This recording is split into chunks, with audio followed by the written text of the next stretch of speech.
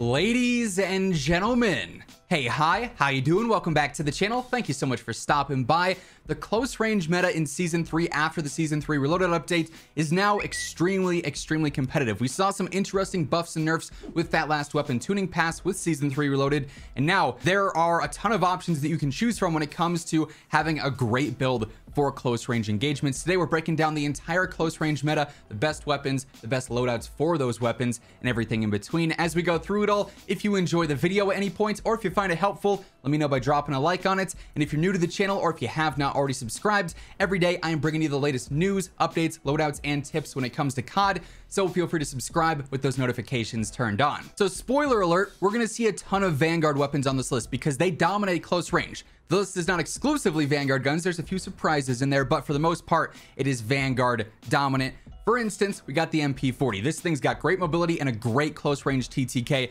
very aggressive sub and one of the top choices in the game right now. First up, we're going for recoil booster. The short barrel is still the best choice here. Yeah, you don't get that headshot damage necessarily that you would on other barrels, but because you're landing, shots consistently everywhere else, the TTK is still phenomenal. I like the slate reflector here, just your basic red dot. Folding stock here for the best mobility, best sprint speed, best movement speed in general. Obviously, that's crucial when it comes to having a good close range weapon. I like the skeletal underbarrel here for that better ADS. The Granco 45 here is going to be perfect as well for an aggressive build, better fire rate, better ADS, better movement speed, and to top it all off, you get some better control as well. Going for lengthened in my personal preference here, but you could also use frangible if you wanted to, or even subsonic as well. All those are great choices. Fabric for the better ADS and better sprint to fire. Perk 1 going for perfectionist or nerves of steel. Both of those are pretty solid. I prefer perfectionist. And then perk 2, we're going for quick or fully loaded, whatever you're the most comfortable with there. If you want that max ammo or if you want that better sprint speed, just comes down to what you value one over the other. Another great weapon for close range right now is the Armaguerra. This thing is super easy to use, and it also has great mobility, great control, great damage stats as well. You cannot go wrong with this one. It's also really increased in popularity recently as well. Again, here to start things off, we're going for recoil booster. I see a lot of players running the 315 body barrel. This is a solid one. It just hurts your control a little bit. I think most players would rather opt for the 550 here, just because this is going to build it more versatile for close range, but also some mid range, and keep the control super easy. In my opinion, you're going to land more shots using this barrel. So while it doesn't have the best TTK versus the 315, because you're realistically going to hit more shots, the realistic TTK will ultimately be better. Also running slate reflector in this case as well. For the stock here, we're going to go for folding, better sprint to fire, better movement, just like over on the MP40. 9mm 60 for the ammo here. We're also going to end up going for, I think, the skeletal underbarrel in this case, just for that fast and snappy ADS. Lengthened, frangible, or subsonic, again, whatever you want to choose there. You really can't go wrong with any of those. There is no wrong answer. I also like having polymer or fabric here. Fabric for the better ADS, but if you're not super comfortable with the control, you could either run hand stop in fabric or run polymer in the skeletal. Perk 1 here, we're going to go for hard scope, and then perk 2 going for quick once more. Very consistent SMG. As I said, up close, this thing just shreds. Now, like I said, we do have some surprises on the list today, including the amp. I have been loving the amp recently because I can run a primary like the bar or the STG or any other dominant primary, and then use the amp as a secondary where it's still going to be really good up close. Also has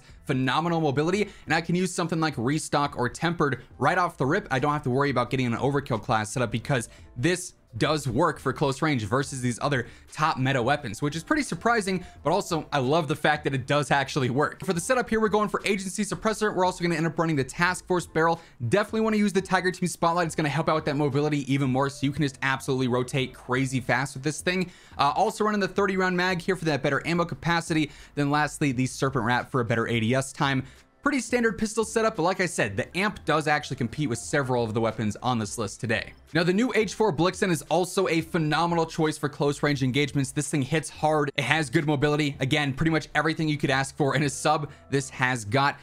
Per usual, we're going for recoil booster to start things off. For the barrel, you got two choices, the RMK or the F3. RMK is going to have worse control, but a better TTK in the end. F3 is going to be way easier to use, so again, you might land more shots with this, hence why I like using this, but it's going to be a tad bit slower. This is really good for like a sniper support build as well, but both of these barrels are great choices. For this build in particular, we'll run the RMK. That's really the only difference between the two, so if you wanted to change the other barrel, it's really all you gotta end up updating. Also going for Slate here, gonna end up running the remove stock as well. Perk 1, I like Perfectionist for that better control. Perk 2, of course, we're going for Quick per usual. Rear grip in this case, definitely want to run Polymer for that better control. Magazine, I like the Granco 54. Better control, better ADS, also better headshot damage with no cons outside of velocity and range, which you don't need for close range, obviously.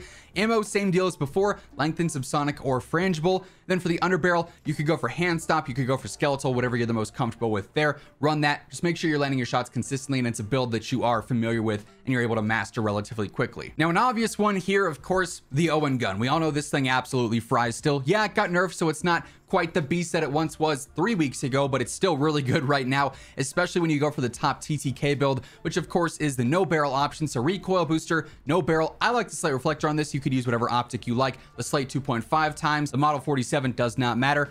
Going for a move stock here, better mobility. Perk 1 going for acrobatic and then quick combined, so you got that insane movement speed and mobility. Rear grip, gonna go for Polymer in this case. Magazine, the 8mm 60 is gonna give you that phenomenal TTK, so we got to be running that. Same deal as always with the ammunition here. Then for the underbarrel, we're gonna go for hand stop to give us some better control there. Like I said, yes, this got nerfed, but this build in particular with that top TTK for this gun in specific, very few things are going to be able to outgun this if you're landing your shots. When it comes to close range, obviously you also have a ton of hip fire involved as well, and there is no better hip fire gun in the game than the Vanguard PPSH. This build in specific is so good for hip fire, one of the most dominant guns in the game, honestly, for that 0 to 10, 15 meter range, just because with the hip fire ability, obviously you don't have to worry about ADSing and losing out that time. You are right into a gunfight. So we're starting off with recoil booster. The 230mm barrel is all a hip fire base, so we're going to run that. I run the 2.5 times still because that recoil increase or that control increase is actually meant for hip fire as well as ADS, so it works both ways. We're going to go for remove stock for the better movement speed and better hip fire accuracy. Tight grip, again, that recoil boost does actually end up helping out with hip fire. Perk 2 going for fully loaded. The rear grip, we want Pine Tar for the better hip fire accuracy yet again. The Nambu 71 works great for hip fire. I wouldn't use this on an ADS build. I just go for the basic extended mag, but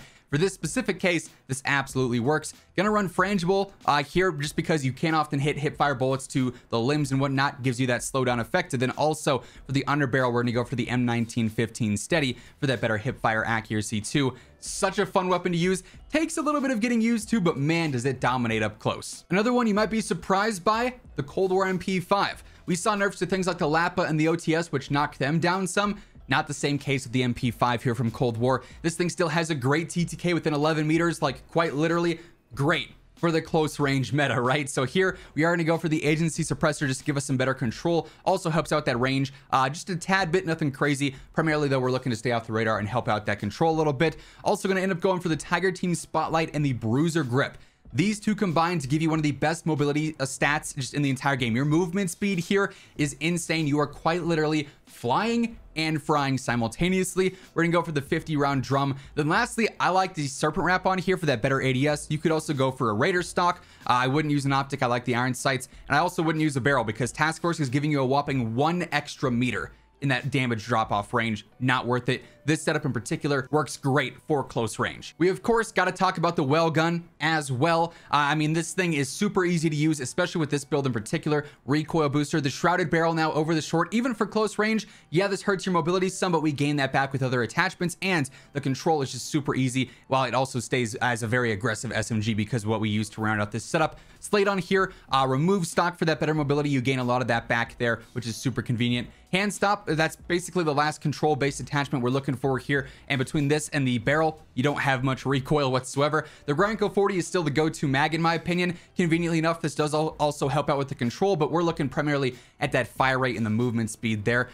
Same deal as always with the ammo, lengthened, subsonic, frangible, whatever you want to run there. Rear grip, I'm always going for fabric here for that better ADS and sprint to fire because we don't need to worry about control. That is a huge bonus that we can use on this setup. Acrobatic and then quick to round things out once again. So we have great mobility and great control and a really good TTK. One of the most versatile and consistent setups we've got. And then lastly, we got the highest skill weapon on this list today, the Type 100. It is the best TTK SMG, but also the most awkward SMG when it comes to this actual meta here, just because the control is not super great. It does bounce a lot horizontally, which is not easy to control in some cases, so lower skill players might not be super great with this gun. If you're a high skill player though, a high risk, high reward scenario here is one you might be interested in, because like I said, the TTK is insane, especially when you're going for the recoil booster and the rapid barrel. Gonna help out that TTK a ton and make it so dominant up close. The T100 stock here is obviously very important because that extra horizontal control, also better ADS, which is super ideal. Of course, you guys saw me put Slate Reflector on there as well.